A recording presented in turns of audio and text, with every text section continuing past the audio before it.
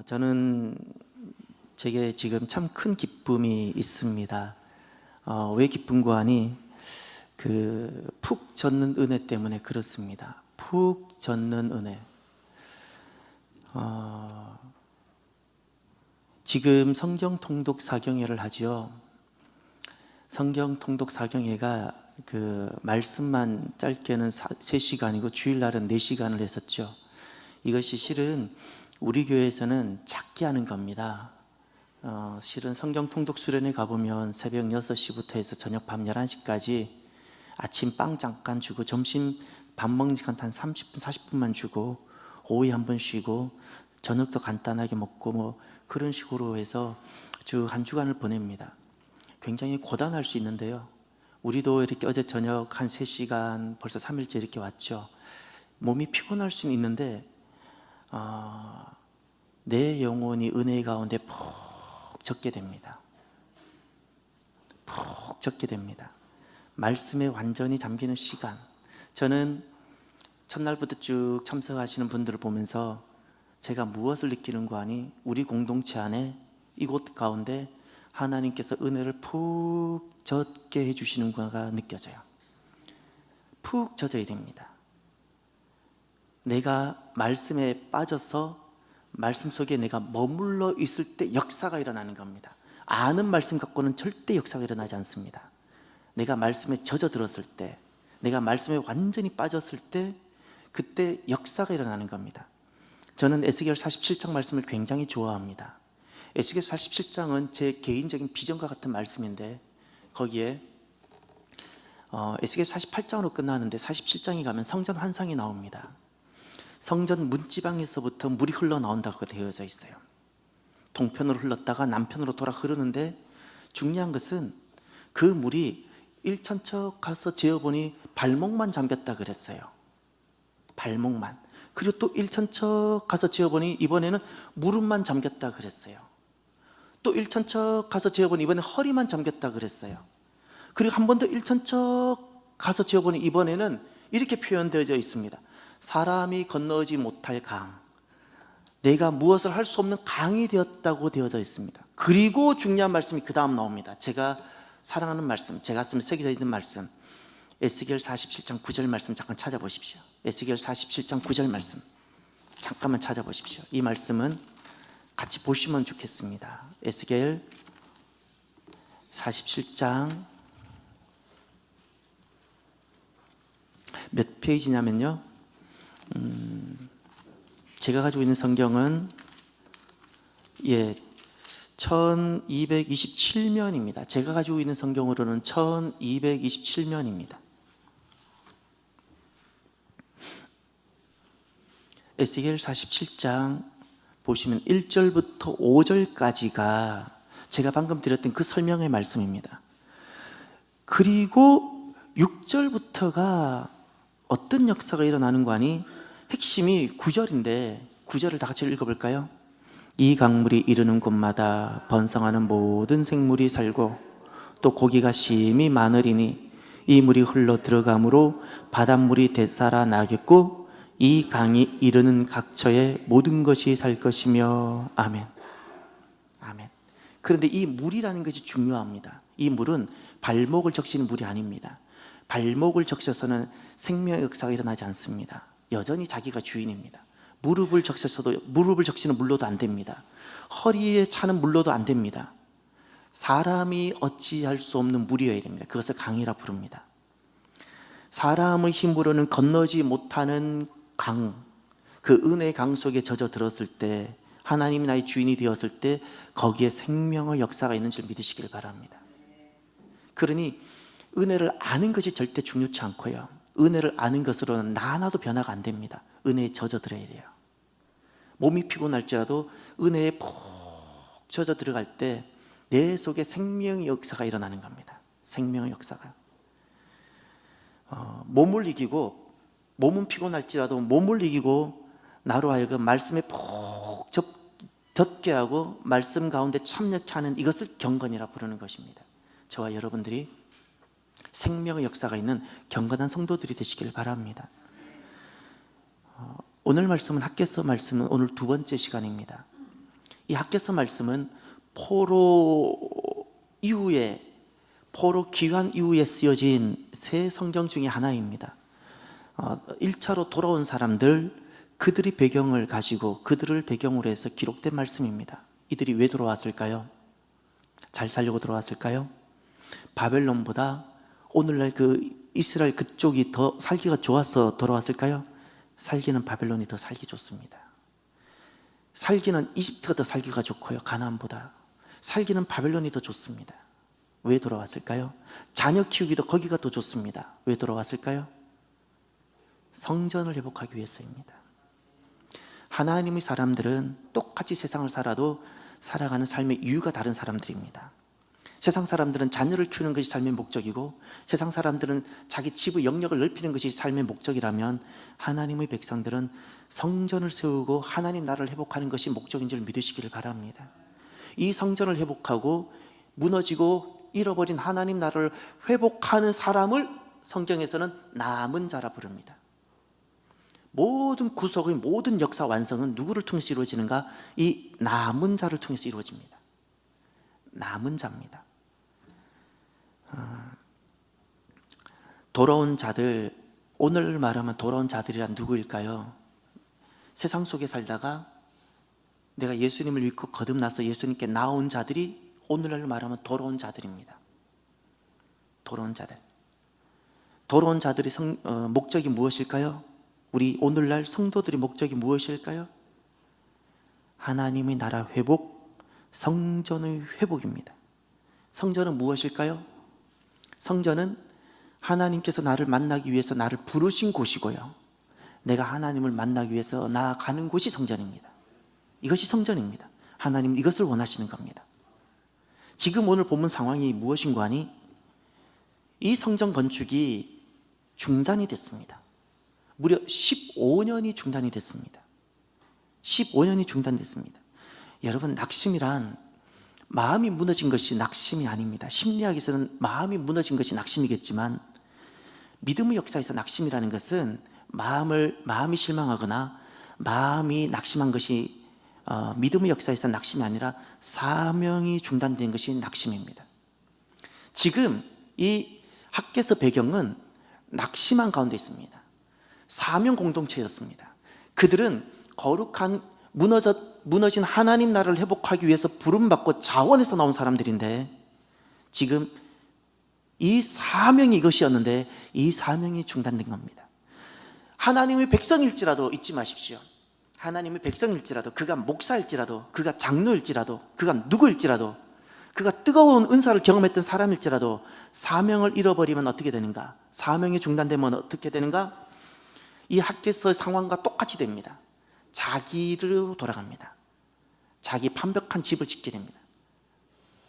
하나님의 백성인데 살아가는 가치와 삶의 방식이 세상 사람과 똑같이 되게 됩니다. 똑같이 됩니다. 이것을 주님께서는 황폐라고 부릅니다. 이것을 황폐라고 부르는 겁니다. 학개 선지자는 바로 이와 같은 상황에서 하나님께서 학개 선지자를 부르십니다. 학개 선지자의 메시지 핵심이 무엇인가 하니, 내가 너와 함께 하노라입니다. 학개서 한번 보십시오. 학개서 1장 13절을 보십시오. 13절 함께 보시겠습니다. 그때 여호와의 사자 학개가 여호와의 위임을 받아 백성에게 말하여 이르되, 여호와가 말하노니 내가 너희와 함께 하노라 하니라. 아멘. 내가 너희와 함께 하노라입니다. 왜 그런 거 아니? 지금 사람들이 사명이 중단됐다 그랬죠. 왜 사명을 중단했을까요? 자녀를 희생시킬 각오까지, 고생할 각오까지 하면서 이곳까지 돌아온 사람들인데, 생명의 위협을 무릅쓰고 돌아온 사람들인데, 이들이 왜 사명이 중단됐을까요? 방해를 받았어요. 영적 전쟁에서 져버렸어요. 그러니 어떤 마음이 드는 거 아니? 지금 때가 아니었나 보다. 이것이 어쩌면 하나님 뜻이 아니었나? 우리가 조급했었던가? 우리가 괜히 돌아왔나? 이런 생각이 있었던 거예요. 그래서 하나님께서 학개 선지자를 통해서 이들에게 주시는 핵심 메시지가, 내가 너희와 지금도 함께하고 있다는 겁니다. 내가 너희와 지금 너희들 방황하고 있고 너희들이 낙심하고 있는데 나는 여전히 너희와 함께하고 있다. 이것이 학개 선지자를 통해서 주시는 핵심 메시지입니다. 여러분, 하나님이 지금 나와 함께하고 계시다는 그 증거가 무엇입니까? 하나님께서 나와 지금 함께하고 계시다는 그 증거가 성전입니다. 성전입니다. 그것이 지금 하나님께서 나와 함께하고 계시다는 증거입니다. 성전이라는 것은 믿음이 아니면 이루어낼 수 없는 역사입니다. 출애굽한 이스라엘 백성이 시내산에서 성막을 지었다는 것은 결코 믿음이 아니면 그건 이루어낼 수 없어요. 실제로 여러분, 성막을 단 한 번만이라도 보면 사람이 대충 어떻게 해서 만들어낼 수 있는 것이 아니라는 사실을 여러분 알게 될 것입니다. 성전이라는 것은 정말 믿음이 아니면 지어낼 수 없고 이뤄낼 수 없습니다. 하나님이 나와 함께 하신다는 확신이 있을 때, 지금 하나님이 나와 함께 하신다는 확신이 있을 때 비로소 가능하게 하는 것이 성전입니다. 그래서 오늘 본문에 주님께서 이 학개서를 통해서 우리에게 성전을 건축하라 말씀하시는 겁니다. 먼저 7절을 보십시오. 만군의 여호와가 말하노니 너희는 자기의 행위를 살필지니라. 자기의 행위를 살펴라, 주님께서 말씀하셨습니다. 왜 주님께서는 자기의 행위를 살펴라고 말씀하셨을까요? 이들은 돌아왔습니다. 정말 거룩한 무리들입니다. 돌아온다는 것은 결코 쉬운 일이 아닙니다. 놀라운 하나님 은혜고, 돌아온다는 이 결정 자체가 얼마나 가치 있고 귀한 일인지 모릅니다. 돌아오지 않는 것이 더 쉬울 수 있습니다. 고구려 우리 유민들 지금까지 못 돌아오고 있잖아요. 고구려 유민들, 우리 형제들인데 아직까지 못 돌아오고 있잖아요. 잃어버린 나라를 찾아 다시 돌아온다는 것은 결코 쉽지 않습니다. 그런데 지금 돌아왔는데 이들은 돌아온 목적을 잃어버렸습니다. 그래서 주님께서 말씀합니다. 자기의 행위를 살피라고. 여러분, 잊지 마셔야 됩니다. 돌아온 것 자체가 모든 것을 완성하는 것이 아니라는 사실을 기억하셔야 됩니다. 돌아왔다는 것은 시작입니다. 시작입니다. 오늘날 우리가 거듭났지요. 예수님을 만났고 하나님 은혜로, 우리 예수님 피로 은혜로 거듭났습니다. 거듭났다는 것은 잊지 마셔야 됩니다. 완성이 아니라 시작입니다. 시작입니다. 거듭났다는 것에서 머무르고 있는 사람은 시작에서 머무르고 있는 사람과 똑같습니다. 오늘 본문에 등장하는 이 거룩한 사명을 손을 내려놓고 머물고 있는 이 사람들과 똑같은 것입니다. 거듭났다는 것, 이것은 완성이 아니라 이제 시작입니다. 하나님 목적이 있습니다. 그 목적이 무엇일까요? 출애굽기 6장을 찾아보십시오. 출애굽기 6장에서 6장 7절.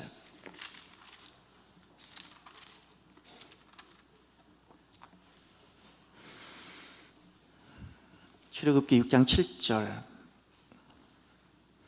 여기에 하나님 마음이 다 나타나 있고 하나님 계획이 여기에 다 녹아 들어가 있는 말씀입니다. 함께 볼까요? 너희를 내 백성으로 삼고 나는 너희의 하나님이 되리니. 아멘. 요겁니다. 너희를 내 백성으로 삼고 나는 너희 하나님이 되리니. 이것이 하나님의 본질적인 계획이고 하나님의 목적입니다. 하나님은 우리 하나님이 되시고 우리는 하나님 백성이 되는 거예요. 성경 전체가 이것을 통해서 기록됐어요. 이것을 이루기 위해서. 그래서 계시록을 가보십시오. 계시록 22장으로 끝나는데 마지막 21장과 22장은 완성된 하나님 나라를 보여주고 있습니다. 완성된 하나님 나라, 계시록 21장 3절을 보십시오. 3절에 가면 이렇게 나옵니다. 창세기 1장 2장이 완전한 하나님 나라고 계시록 21장과 22장이 완전한 하나님 나라인데, 계시록 21장 3절, 내가 들으니 보좌에서 큰 음성이 나서 이르되 하나님의 장막이 사람들과 함께 있음에 하나님이 그들과 함께 계시리니. 다 같이, 그들은 하나님의 백성이 되고 하나님은 친히 그들과 함께 계셔서. 아멘. 아멘. 출애굽기부터 시작했던 그 귀한 말씀이 계속해서 완성돼서 계시록에서 완성되는 그 모습을 보여주고 있는 겁니다. 무엇인가요? 하나님은 우리 하나님이 되시고 우리는 하나님 백성이 되는 것입니다. 하나님이 우리의 하나님이 되신다는 것이 무엇인가니, 이것을 다른 말로 주되심입니다. 주되심. 하나님이 나의 하나님이 되신다는 그 고백이 주되심입니다. 내 안에 주되심이라는 신앙의 고백이 있나요? 어떤 열정보다, 어떤 위대한 헌신보다 우선되어져야 되는 것이 하나 있어요. 하나님만이 나의 주 되심입니다. 주 되십니다. 주 되심, 이 고백이 있어야 돼요. 이것이 있지 아니하면 우리는 어떤 역사를 이루어도 하나님의 목적과는 관계가 없어요. 하나님 목적과는 관계가, 하나님 나의 주가 되셔야 돼요. 내 인생의 주, 내 가정의 주, 교회의 주, 내 삶의 모든 것의 주, 주님이 하셔야 돼요. 입만 고백이 아니라 주님께 사실 수 있도록 나를 드려야 돼요. 내어드려야 돼요. 하나님이 나의 주 되십니다. 우리는 하나님 백성입니다 라는 그 고백에서는 가장 중요한 것이 경배입니다. 잊지 마십시오. 하나님을 높이고, 하나님을 내가 하나님께 엎드리고, 하나님을 내가 경배하는 바로 그것입니다. 우리가 백성이잖아요. 하나님은 나의 왕이시고 주 되시잖아요. 하나님이 원하시는 것이 바로 이것입니다. 이것이 우리가 거듭난, 이제 막 거듭나서 시작하는 우리들에게 있어서 주님이 바라시는 그 거룩한 목적입니다. 이 두 가지가 하나님 나의 주 되시고, 우리는 그 주 되신 주님께 나와 우리가 경배하고 주님을 높이고 주님을 찬양하는 이것이 이루어지는 공간이 무엇이라고요? 그것을 성전이라 부르는 것입니다. 성전. 그래서 오늘 본문에 주님께서 자기 행위를 살피라 말씀합니다. 이 자기 행위라는 것은 자기 걸음을 말하고, 내 삶의 모습을 말하고, 내 삶의 태도를 말하고, 내 삶의 방식을 말하고, 나의 행위를 말하는 것입니다. 지금 내 모습이 어떠하냐는 겁니다. 내 삶의 태도가 어떠하냐는 겁니다. 왜 그 말씀하고 있나요? 성전이 있느냐는 겁니다. 성전이 있느냐는 말은 다른 말로 하나님이 너에게 있어서 주 되시냐는 겁니다. 주 되심이 있느냐? 경배가 있느냐는 겁니다. 절대 성전에 주님 앞에 나와서 예배 드릴 때 좋은 말씀을 내가 들어야지라는 마음으로 오시면 안 돼요. 경배해야 됩니다. 내가 주님을 경배하리라. 내가 주님을 경배하리라. 내가 그 은혜 너무 감사해서 내가 주님을 찬양하리라. 이것이 된 사람이 하나님 말씀이 들립니다. 내가 좋은 이야기를 한번 들어봐야지. 아니요, 그건 예배자가 아닙니다. 내가 하나님을 경배하리라. 나의 주이신데 내가 주님을 경배하리라. 내가 주님을 높이리라. 저와 여러분에게 있어서 내 인생에 누가 주인인가요? 그것을 어떻게 구별할 수 있고 분별할 수 있을까요? 결정권입니다. 결정권이 어디에 있습니까? 나에게 있습니까? 그 사람은 내가 주인입니다. 결정권이 누구에게 있습니까? 주님께 있습니까? 그 사람은 하나님의 백성이고 하나님이 가장 기뻐하시는 성도입니다. 오늘 나는, 저와 여러분은 하나님께 지금 경배하고 있습니까? 내가 지금 마음에 무릎을 꿇고 주님께 엎드리고 있습니까? 순복함이 있습니까? 하나님의 이끄심에 내가 순복함이 있고 하나님의 부르심에 내가 예함이 있습니까? 주님께서는 이 두 가지를 원하셔서 우리를 부르셨고, 지금 오늘 이 본문에서도 이 중단된 이들을 주님께서 다시 회복시키는 이유가 바로 이 두 가지에 있는 것입니다. 그래서 성전을 건축하라. 지금 너의 모습을, 자기 행위를 살피고 성전을 건축하라 말씀하셨습니다. 오늘 본문으로 돌아가셔서 8절을 보시길 바랍니다. 8절을 함께 보시겠습니다. 너희는 산에 올라가서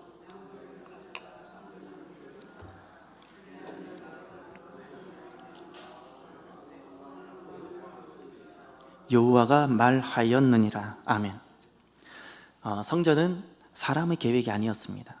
성전은 그 어떤 누구의 계획, 뛰어난 영성가 모세의 계획도 아니었습니다. 아브라함의 작품도 아니었습니다. 성전은 그 누구도 생각해내지 못한 하나님의 계획이고 의도고 하나님의 작품입니다. 하나님의 계획입니다. 출애굽 백성들에게 주님께서 처음으로 계시하셨던 것입니다. 성전 자체가 계시였습니다. 이 성전은 출애굽한 이스라엘 백성들에게 어떤 의미였는가 하니, 출애굽한 이스라엘 백성들의 그 공동체의 중심이었습니다. 잠을 자도 성전을 중심으로 잤어요. 길을 걸어가도, 광야를 걸어가도 성전을 중심으로 걸어갔어요. 성전의 개념은 출애굽한, 애굽을 떠난 사람들, 오늘 예수님께 돌아온 사람들에게 있어서 성전은 중심이어야 됩니다. 중심이어야 됩니다. 성전은 어떤 곳인가? 성전은 모세에게 주셨을 때 본래의 하나님 의도는 하나님, 우리 아버지께서 우리에게 오시는 곳이었어요. 내가 그곳에 오겠다는 겁니다. 내가 그곳에 임하시겠다는 겁니다. 그리고 우리는 그곳에서 우리가 그토록 만나 뵙기를 원하는 하나님을 뵙는 곳입니다. 하나님을 만나는 곳입니다. 성전은 주님이 오시고 임하시고 우리가 하나님을 만나는 것. 출애굽한, 지금 오늘 본문은 출애굽이 아니라 출바벨론이죠. 바벨론에서 돌아왔어요. 출바벨론한 백성들에게 주님께서 말씀하셨습니다. 성전을 건축하라. 출애굽한, 지난날 출애굽한 이스라엘 백성들이 시내산에서 성전, 성막을 건축하려 했을 때 그것이 쉬웠을까요? 믿음이 아니면 이뤄내지 못한다 그랬죠. 출바벨론한 지금 이 사람들, 학개서를 통해서 만나고 있는 지금 돌아온, 예루살렘에 돌아온 이들에게 성전을 건축하라가 쉬웠을까요? 믿음이 아니면 그 어떤 누구도 이뤄내지 못하는 것이 성전입니다. 지난날 우리나라 저기 북녘 땅부터 제주도에 이르기까지 수많은 성전은요, 재력가가, 어떤 재력가가 세운 것이 결코 아닙니다. 다 믿음의 역사였습니다. 믿음의 역사였습니다. 믿음이 아니면 단 하나의 성전도 이루어지지 않습니다. 오늘 주님께서 출바벨론 성도들에게, 그리고 예루살렘에 돌아온 이들에게 성전을 건축하라 말씀하셨을 때 그 성전을 건축하라는 것은 세 가지 의미가 있습니다. 그 첫 번째가 중단된 사명을 회복하라는 뜻입니다. 중단된 사명입니다. 지금 이스라엘 백성들, 이들은 사명 공동체입니다. 더 이상 세상 사람들과 똑같은 가치관을 가지고 살아가는 사람이 아니라 이제는 그들은 거룩한 새로운 목적이 있고 삶의 새로운 이유가 있는 사람들입니다. 그것이 사명인데, 하나님이 나의 하나님이 되시고 우리는 거룩한 하나님의 백성이 되는 그 삶을 살아가는데 그 사명이 중단된 거예요. 중단됐어요. 성전을 건축하라는 것은 눈에 보이는 무엇을 이루라는 것이 아니라 먼저 중단된 사명을 회복하라는 뜻입니다. 오늘 저와 여러분들에게 있어서 혹시 머뭇거리고 있는 부분은 있지 않습니까? 방치되어져 있거나 포기되어져 있는 부분은 있지 않습니까? 방치해 두고 있는 것이 바로 황폐입니다. 그래서 주님께서 우리에게 말씀합니다. 지난날 내가 너에게 은혜도 주고 은사도 주어서 내가 너로 하여금 이런 귀한 사명을 감당하게 한 것을 너는 지금 그 사명을 회복하라 말씀합니다. 사명을 회복하라. 하나님께서 우리에게 주신 은사 속에는 하나님의 거룩한 뜻이 있습니다. 그것을 우리가 귀하게 여겨야 됩니다. 하나님께서는 포기하시는 법이 없으세요. 내가 포기하지만 않으면 주님께서는 반드시 이루세요. 반드시 이루십시오. 그러니 우리를 돌아보시고 우리 행위를 돌아보셔서 나에게 행여 중단된 사명은 있지 않는가를 돌아보시길 바랍니다. 그리고 두 번째, 성전을 건축하라는 의미가 무엇인가? 삶의 중심을 회복하라는 뜻입니다. 삶의 중심. 성전은 이스라엘 공동체의 중심입니다. 성전을 건축하라는 말은 내 삶의 중심이 무엇이 되어져야 된다는 뜻이죠? 성전입니다. 성전입니다. 그 성전이 내 삶의 중심이 되어져야 된다는 말입니다. 중심을 무엇으로 여기고 중심을 무엇으로 결정하는가에 따라 인생의 모습은 너무나도 달라집니다. 저는 집을 가보면 거실을 보는 걸 좋아합니다. 왜냐하면 저는 실은 아파트보다 개인주택을 좋아하고요, 일반 아파트를 가면 거실을 보는 걸 좋아하는데 이유는 똑같습니다. 그 집 주인의 모든 컬러와 성향과 가치와 중심이 거실을 보면 다 알 수 있습니다. 거실에 무엇이 있는가를 보면 이 집 주인, 이곳에 사는 사람들은 무엇을 귀하게 여기는지, 무엇을 가치 있게 여기는지를 알 수 있습니다. 지금 이제 나의 거실에는 무엇이 있는가를 보십시오. 무엇이 내 삶에 나도 모르는 가운데 중심이 되어서 나를 이끌어가고 있는가를 보십시오. 그것이 주님이고 성전인가요? 무엇이 내 인생의 중심인가에 따라 인생은 정말 달라집니다. 지금 우리가 이 모습일지라도 내가 어떤 것을 중심으로 살아가는가에 따라 내 10년 후에 내 모습은 달라집니다. 달라집니다. 그리스도인은 누구인가? 성전을 중심으로 살아가는 사람들입니다. 성전입니다. 오늘날 저와 여러분들에게 있어서 중심은 성전인지요? 아니면 내 삶의 무게중심이 무엇인지요? 성전이 아닌 것을 주님께서는 회개하라 말씀하십니다. 언제 우리가 능력이 나타나고 언제 우리가 생명의 역사를, 이 어두운, 점점 더 어두워지고 점점 더 신앙생활하기가 더 어려워진다고 주님께서 말씀하셨는데, 이 속에서 우리가 왕성한 생명의 역사를 이루어내는 믿음의 삶을 살아갈 수 있을까요? 내가 성전 속에 푹 젖어드는 삶을 살아갈 때입니다. 내가 성전 속에 푹 젖어들어가는 삶. 세 번째, 성전을 건축하라라는 의미가 무엇일까요? 그것은 하나님의 교제와 사귐인 예배를 회복하라는 것입니다. 예배라는 것은 하나님과의 교제요, 하나님과의 만남이요, 하나님과의 사귐인데, 성전을 건축하라는 그 말은 그 무너진 예배를 회복하라는 뜻입니다. 성전은 하나님께서 우리를 만나기 위해서 너무너무 우리를 보고 싶으셔서 주님께서 오시는 곳이에요. 이 성전 속에는 우리를 향한 주님의 그리움, 우리를 사랑하신 그 사랑하심, 우리를 너무나도 심히 좋아하시는 그 좋아하심이 다 녹여들여져 있는, 우리 눈에 보이는 가시적인 것일 수도 있고 비가시적인 것일 수도 있어요. 중요한 것은 주님의 마음 전체입니다. 주님 마음이 여기 다 있는 거예요. 우리를 사랑하시는 주님, 나를 너무 보고 싶어 하시는 주님, 세상은 나 하나 알아주지 않았지만 끝까지 나를 포기하지 아니하시는 그 주님, 그 주님의 전체가 성전에 나타나 있는 거예요. 그래서 나를 보러 오시는 거예요. 나를 만나고 싶으신 거예요. 우리가 이 세상에서 그 누구를 만나도 우리는 실은 그 사람 때문에 살지 못합니다. 아무리 좋은 신랑을 만나도 신랑이 나를 살게 하는 것 아니고요, 아무리 좋은 배우자를 만나도 배우자가 나를 살게 하는 것 아니고요, 주님을 만날 때 우리가 살게 되어지는데, 그 주님을 만나기 위해 나아가는 곳이 성전입니다. 그러니 이 성전이라는 것은 나를 그토록 보고 싶어 하시는 그 주님, 내 생명이요, 내가 비로소 살게 되어지는 내 삶의 근원이 되는 그 주님과의 만남이 이루어지는 곳이, 이루어지는 곳, 주님과의 개인적인 친밀한 교제가 있고 사귐이 있는 그곳이에요. 이것을 예배라 불러요. 이것을 예배라 불러요. 성전을 건축하라라는 것은 바로 그 예배를 회복하라는 말씀입니다. 우리가 이런 벽돌 속에서 예배를 드릴 수 있고, 또 천막 속에서 예배를 드릴 수 있고, 어디에서 예배를 드릴 수 있어요. 그러나 중요한 것은 진짜 예배가 있느냐는 겁니다. 진짜 예배가 있느냐는 겁니다. 예배의 1번지가 무엇일까요? 경배입니다. 잊지 마십시오. 좋은 말씀을 들으러 오겠다는 마음을 먼저 갖지 마십시오. 경배자가 좋은 말씀을 듣게 됩니다. 경배자가 됩니다. 나의 주 대신, 나의 왕 대신 주님께 내가 엎드리고, 내가 그 주님께 내가 순복하고, 내가 나의 주 대신 주님을 내가 높이는 바로 그 사람이 예배자가 될 수 있고, 주님을 만나게 되고, 주님께서 그에게 주님께서 말씀을 주세요. 그러니 예배자로 나올 수 있어야 됩니다. 지금도 마찬가지입니다. 지금도 예배자가 되시길 바랍니다. 예배자가 되십시오. 지금도 나의 주 대신 주님 앞에 나 한 사람 한 사람이 정말 두렵고 떨림으로, 정말 감사함으로 한 분 한 분이 계시길 바랍니다. 예배자가 되어져야 됩니다. 이것이 예배 회복입니다. 예배 회복입니다. 예배자로 나와야 됩니다.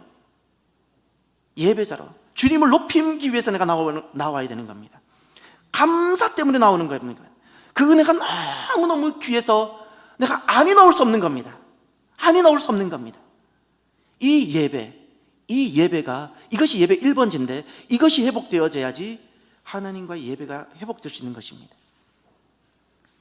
오늘 본문에 보면 이렇게 성전을 건축한 자에게 주시는 하나님의 복이 있습니다. 축복이 있습니다. 세 가지 축복이 있습니다. 먼저 8절 하반절에 보면 이렇게 말씀합니다. 내가 그것으로 말미암아 기뻐하고, 아멘. 첫 번째, 그것이라 그랬죠. 그것이 무엇일까요? 성전을 건축함이에요. 무너진 성전, 하나님과의 무너졌던 예배가 회복되어지고, 또 그 삶의 중심을 회복하고, 그리고 중단의 사명을 회복하는 바로 그것, 주님께서 무엇이라 말씀하셨어요? 기뻐한다 말씀하셨어요. 첫 번째 복이 무엇인가요? 하나님의 기쁨입니다. 우리 안에 하나님의 기쁨을 주시겠다 말씀하셨어요. 기쁨입니다. 하나님 나라에만 있는 그 기쁨을 이 성전을 회복하는 자에게 주님께서 첫 번째로 주십니다. 두 번째는 8절 하반절에 보시면 또 영광을 얻으리라. 아멘. 또라고 했기 때문에 이것도 이어지는 것입니다. 성전을 건축하는 자에게 주님께서 두 번째 영광을 얻겠다 말씀하셨습니다. 이 영광이란 단어가 카바드인데 이것은 원래 그 히브리어 근본적인 단어의 뜻은 무겁다라는 뜻입니다. 무겁다는 뜻이 의미가 무엇인가 하니 가치가 있다, 소중하다, 귀하다. 그래서 그것이 영광이 되어지는 거예요. 존귀하다. 이것은 무슨, 내가 하나님께서 영광을 얻겠다라는 뜻은 무엇인가 하니 내가 너의 그 행위를 내가 인정하겠다는 뜻입니다. 내가 너의 행위를 소중하게 여기고 내가 너의 행위를 인정하겠고 가치로 여겨주겠다는 겁니다. 무엇을? 성전을 건축하는 삶을 두고, 성전을 건축하는 그 삶을 내가 하나님께서 정말 가치 있게 여겨주고 그래서 소중한 것으로, 의미 있는 것으로 여겨주고 인정하겠다는 뜻입니다. 하나님께서 인정하시는 그 복이 있습니다. 하나님께서 기뻐하시고, 다윗을 그렇게 기뻐하셨죠? 다윗을 그렇게 기뻐하셨어요. 그와 같이 하나님께서 믿음으로 성전을 지어가는 그 사람을 그렇게 기뻐하세요. 하나님 그렇게 기뻐하시는 한 분 한 분들이 되시길 바라요. 그리고 하나님이 인정하시겠다 말씀하셨어요. 그리고 세 번째는 무엇일까요? 9절부터 11절이 한 가지를 말합니다. 9절부터 11절, 그 한 가지가 무엇일까요?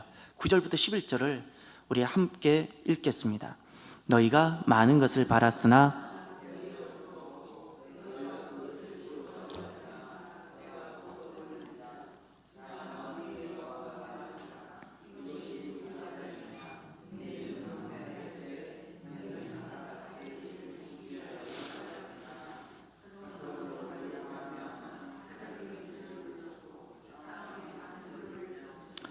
내가 이 땅과 산과 곡물과 새 포도주와 기름과 땅의 모든 소산과 사람과 가축과 손으로 수고하는 모든 일에 한재를 들게 하였느니라. 아멘. 지금 9절부터 보면 많은 것을 바랬지만 도리어 적게 되었고, 집으로 가져갔지만 주님께서 불어버렸고, 이런 표현을 하셨죠. 10절에도 보면 이슬이 그쳤고, 땅은 산물이 그쳤고, 11절 하반절에 보면 한재가 들게 돼서 아무것도 남지 않게 되고, 이런 표현들을 하셨습니다. 무슨 말씀인가요? 이 의미는, 핵심은 성전을 잃어버리는 것은 성전 하나를 잃어버리는 것이 아니라 삶의 전부를 잃어버리는 것이라는 뜻입니다. 삶의 전부를 잃어버리는 것이라는 거예요. 성전은 내 삶의 한 부분이 아니라 내 삶의 전부라는 것입니다. 성전을 내가 회복하는 것은 내 삶의 전부를 회복한다는 뜻입니다. 내 모든 삶의 풍요로움과 삶의 축복과 삶의 부유함과 삶의 그 생명력이 어디로부터 오는 거니? 성전의 회복으로부터 온다고 주님께서 말씀하셨습니다. 그러니 성전을 하나 내가 잃어버리지 않는 것은 단순히 내가 성전 하나 있느냐 없느냐의 문제가 아니라 내 삶 전체가 송두리째 없어지느냐 존재하느냐의 문제예요. 주님께서 성전을 믿음으로 건축하는 자에게 약속하시는 이 베푸심에 대한 약속입니다. 베푸심. 특별히 9절 중반절 하반절에 보면 이런 말씀을 말씀하십니다. 나 만군의 여호와가 말하노라, 이것이 무슨 까닭이냐, 왜 그러냐라는 겁니다. 왜 그러냐, 왜 많은 것을 바랐지만 도리어 적고 집으로 가져갔지만 집에서 도무지 쓰지 못하고 다 날아가 버리냐라는 겁니다. 내 집은 황폐하였으되 그랬죠. 너희는 각각 자기 집을 짓기 위하여 빨랐습니다. 왜 이렇게 되냐는 거예요. 인생이 그렇게 살려고 노력하는데 왜 안 되냐는 겁니다. 왜 안 되냐는 겁니다. 주님께서 지금 말씀하시는 것이 무슨 말씀인가 하니 성전을 잃어버리는 것은 다 잃어버리는 것이에요. 요한 3서를 한번 보십시오. 신약성경 요한 3서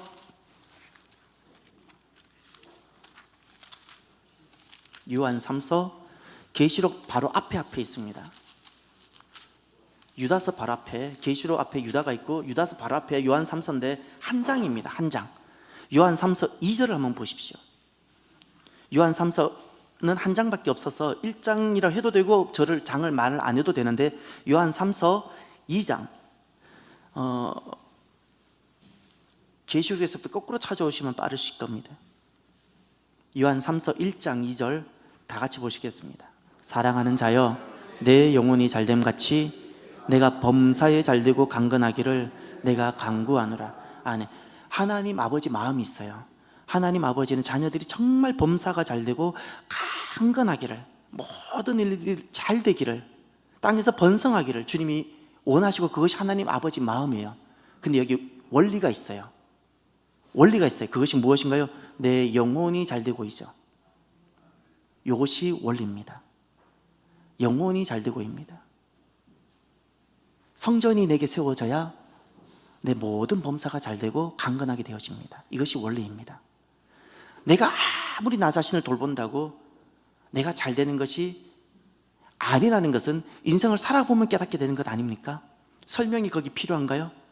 내가 몸부림치고 잠을 자지 않는다고 내 인생이 성공하고 승리하게 되든가요? 하나님의 베푸심과 공급하심이 꼭 있어야 됩니다. 그 내가 하나님과의 만남의 자리, 사명을 회복함이, 내 삶의 중심이 주님이셔야 되고요. 그 삶의 자리가 회복이 될 때, 성전이 회복이 되어질 때 내 모든 삶이 이루어집니다. 계시록 47장 기억나시나요? 계시록 47장. 죄송합니다. 에스겔. 에스겔 47장. 성전에서 물이 흘러나오죠. 성전에서 물이 흘러나와요. 그런데 이 물이 발목을 적셔서는요, 우리 하나님을 만나지 못해요.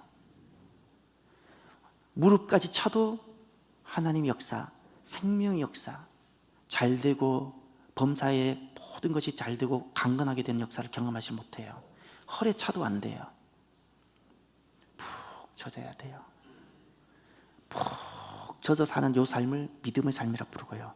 그럴 때 우리는 믿음으로 성전을 건축하게 되고, 그러면 모든 생명의 역사가 이루어지는 겁니다.